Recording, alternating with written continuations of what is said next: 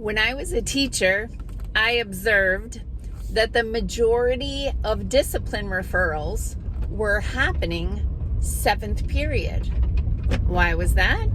Because that's when the students' blood sugar would crash after the chocolate milk, cookies, and pizza that they had for lunch. Let's talk about school lunches today. Hey, I'm Dr. Patty Barch. I'm a traditional naturopath, founder and owner of Naturally Unbridled Wellness and naturallyunbridled.com, where we focus on wellness solutions, not disease management. This is Down the Ridge with Dr. Patty. This is not medical advice. It's for entertainment purposes only. Nothing I say is true. Don't listen to me.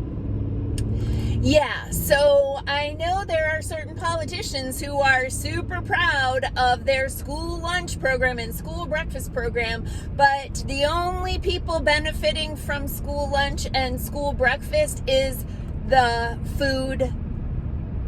I hate even using that word, food. It's crap. These processed food product companies, do you see what they're giving these kids for breakfast and lunch? It's various forms of colored flavored sugar. They're giving them sugar. So, I mean, we already know that something like 50% of the kids in our country are above a healthy body weight, and many of them have, I think it's 60% have chronic diseases. I could be wrong on these statistics, but they're horrifying no matter what the numbers actually are. So these kids are being fed things like, boxed colored grains that have been highly ultra processed to make into sugar coated strawberry flavored pink puffs. Okay, there's an incredible amount of research to show the negative impacts of food dyes on the brain and on behavior.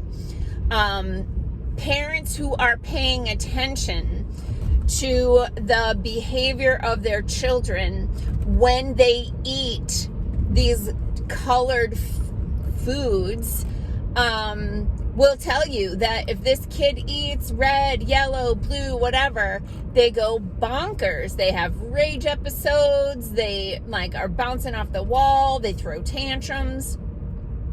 A couple years ago, a woman reached out to me because her toddler was just having some really significant behavioral issues where he would even bang his head on the floor. And I have a pediatric neurotransmitter assessment for the parents to fill out, and I sent her that because she's not local.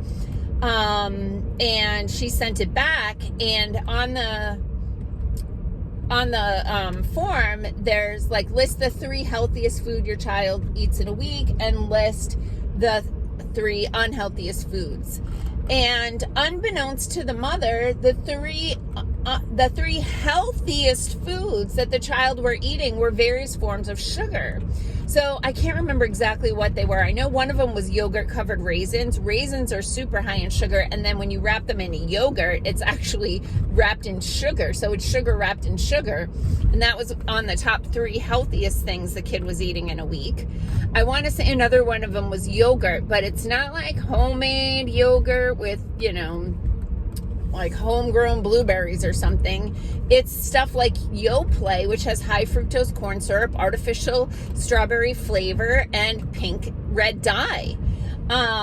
So the kid was having blood sugar crashes. And when your blood sugar crashes, as you've heard me say before, your body's response to that is to put you into fight or flight, because the adrenaline from the fight or flight episode causes your body to release stored energy so that the hungry, starving brain cells that are missing out on nutrition because of the blood sugar crash, those brain cells get to eat. But the problem is you get a nonverbal toddler who is can't express their feelings and is loaded with adrenaline after a blood sugar crash and is freaking out and banging their head on the floor because they don't know how to process. They don't know what's happening in their body. They don't know why they're upset. And so you'll hear parents go, "What's the matter? Why are you upset?" And they think they're just freaking out, but it's been a blood sugar problem. So when I was teaching high school, so in New England, there's something called coffee milk. You don't really see that in other places, but it's like chocolate milk, but it's coffee flavor. So think of like coffee ice cream, but liquid. So it has high fructose corn syrup, artificial coffee flavor. I remember walking around lunch duty. I hated lunch duty because I watched all these kids poison themselves. And there was this kid, and he was obese. And so, like, really, if he wasn't diabetic, he was headed that way. And he was drinking coffee milk, and I watched him they're the little, I think they're half pints, right? Those little boxes.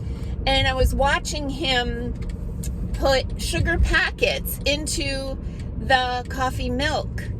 And I'm like, dude, it's not coffee. It's already sweet. You don't need to add sugar to your high fructose corn syrup sweetened milk, right? So the schools will say they give the kids milk as if milk is a healthy thing, but it's, full of high fructose corn syrup, artificial colors and flavors.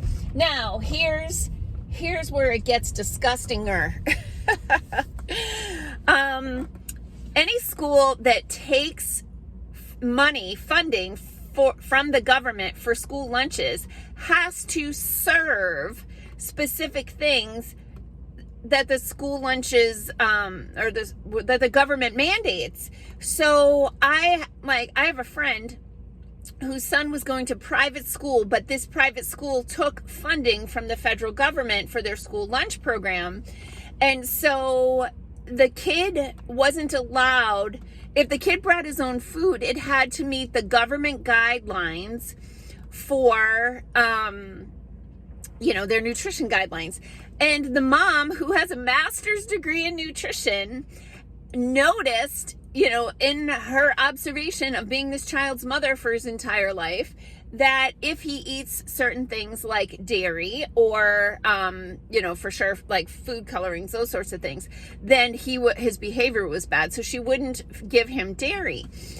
And the school would fine the mother, the parents, I think it was like 75 cents, like whose time is worth 75 cents to inspect the lunch and send the bill and receive the payment. Like, this is the stupidest thing.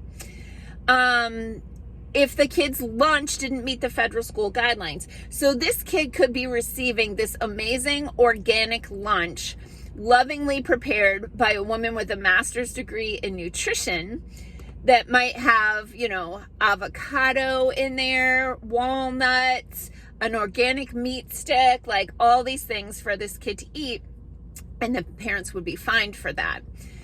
The kid is no longer in that school for multiple reasons, but now the kid's in a specialty public school where the mom can send the lunch, no problems at all. But the after school program, the aftercare program, they have snacks there, and the mom's not allowed to provide snacks because those snacks are somehow affiliated with the school lunch program.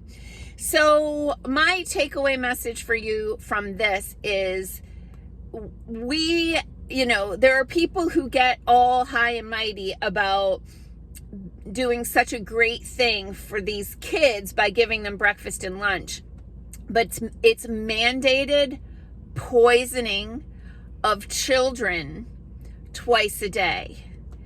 And there's no excuse for that, because obviously we have billions of dollars to send to other countries, but we don't have money to buy organic or even just whole foods that aren't ultra processed. Like, wouldn't it be great if we gave every child an egg or 2 or 3, depending on how big the kid is, for breakfast? with maybe some raw walnuts and a slice of avocado. Like, wouldn't that be a good breakfast for fuel for their brain and body to learn throughout the day? Because when you're in fight or flight, you're not learning. That part of your brain is shut down. I wonder if that was intentional. Peace out, peeps. Have a healthy day.